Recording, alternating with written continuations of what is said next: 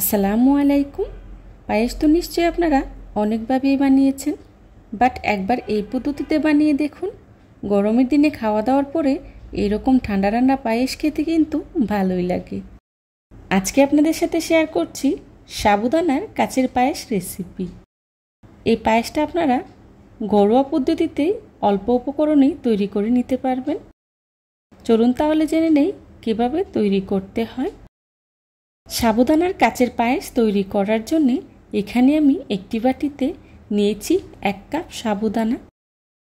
এবার সাবুদানাগুলোকে আমি পানি দিয়ে খুব ভালো করে ধুয়ে পরিষ্কার করে নিব। সাবুদানাগুলোকে আমি 2-3 বার পানি পাল্টে খুব ভালো করে ধুয়ে পরিষ্কার করে নিয়েছি। সাবুদানাগুলোকে আলতো হাতে নেড়ে চেড়ে ধুয়ে নিতে হবে, খুব বেশি জোরে চাপ দেওয়া যাবে না। আমার সাবুদানাগুলো ধুয়ে নেওয়া হয়ে গিয়েছে। এবার এর মধ্যেই দিয়ে দিচ্ছি 1 কাপ পানি আর দিয়ে দিচ্ছি 1 চিমটি লবণ।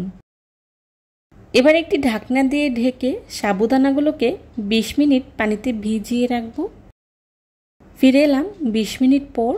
দেখুন পানিটা পুরোপুরি শুকিয়ে গিয়েছে আর সাবুদানাগুলোও ফুলে ডাবল হয়ে গিয়েছে। দেখুন সাবুদানাগুলো একদমই নরম হয়ে গিয়েছে। এবার সাবুদানাগুলোকে আমি এভাবে হাতের সাহায্যে কষলে কষলে মাখিয়ে নেব। দেখুন আমি কিভাবে মাখিয়ে নিচ্ছি, আর সেটা দেখেই বুঝে নিতে হবে। সাবুদানাগুলোকে আমি এভাবে হাত দিয়ে কষলিয়ে মাখিয়ে নিয়েছি। এভাবে সাবুদানাগুলোকে মাখিয়ে নিলে সাবুদানাগুলো গলে যাবে। আপনারা চাইলে ব্লেন্ডারের সাহায্যে ব্লেন্ড করে নিতে পারেন। আমার সাবুদানাগুলো মাখিয়ে নেওয়া হয়ে গিয়েছে। দেখুন আঠালো স্মুথ একটি ডো তৈরি হয়েছে। এবার হাতে কিছুটা ঘি মাখিয়ে নিচ্ছি। এখন এখান থেকে অল্প অল্প করে নিয়ে ছোট ছোট করে বল বানিয়ে নেব। আপনারা চাইলে যে কোনো শেপে তৈরি করে নিতে পারবেন। আমি গোল শেপে তৈরি করে নিচ্ছি। এভাবে হাতের তালুর সাহায্যে তৈরি করে নিচ্ছি। আমার একটি তৈরি করে নেওয়া হয়ে গিয়েছে। আপনাদের দেখার সুবিধার্থে আমি আরও একটি তৈরি করে দেখাচ্ছি। দেখুন আমি কিভাবে তৈরি করে নিয়েছি। আর এভাবে আমি সবগুলো বল তৈরি করে নিয়েছি। এই সাবুদানার বল তৈরি করার সময় যদি হাতে লেগে যায় তাহলে আবারও কিছুটা ঘি মাখিয়ে তৈরি করে নেবেন। দেখে নিশ্চয় বুঝতে পারছেন এটা তৈরি করা কতটা সিম্পল। এবার সাবুদানার পায়েস রান্না করার জন্যে এখানে আমি নিয়েছি 1 কেজি দুধ। তার সাথে দিয়ে দিচ্ছি 1/2 কাপ গুঁড়া দুধ। গুঁড়া দুধটাকে আমি নেড়ে খুব ভালো করে মিশিয়ে নেব। গুঁড়া দুধটাকে খুব ভালো করে মিশিয়ে নিতে হবে, না হলে দলা পেকে যেতে পারে। দুধটাকে আমি খুব ভালো করে মিশিয়ে নিয়েছি। এবার অনবরত নেড়ে চেড়ে খুব ভালো করে জাল করে নেব। দুধটাকে এভাবেই অনবরত নেড়ে চেড়ে জাল করে নিতে হবে, না হলে প্যানে লেগে যেতে পারে। দেখুন আমার দুধটা জাল করে নেওয়া হয়ে গিয়েছে আর অনেকটাই ঘন হয়ে এসেছে। এবার এর মধ্যেই দিয়ে দিচ্ছি আগে থেকে তৈরি করে রাখা সাবুদানার বলগুলো।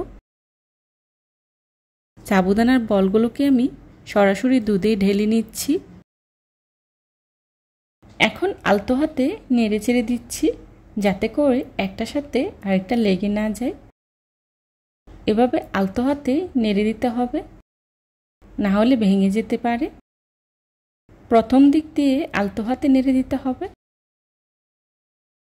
দেখুন বলগুলো সিদ্ধ হয়ে উপরে ভেসে উঠেছে। এখন এর মধ্যে দিয়ে দিচ্ছি চিনি 1 কাপ। চিনিটা আপনারা আপনাদের প্রয়োজন অনুযায়ী যে যতটুকু মিষ্টি পছন্দ করেন সেই পরিমাণেই ব্যবহার করবেন। এখন নেড়ে খুব ভালো করে মিশিয়ে নেব। দেখুন পায়েসটা অনেকটাই ঘন হয়ে এসেছে। এই পর্যায়ে চুলা থেকে নামিয়ে নেব। তৈরি হয়ে গেল আমার মজাদার সাবুদানার কাচের পায়েস। দেখুন দেখতে কতটা লোভনীয় হয়েছে আর খেতেও কিন্তু ভীষণ মজার হয়েছিল।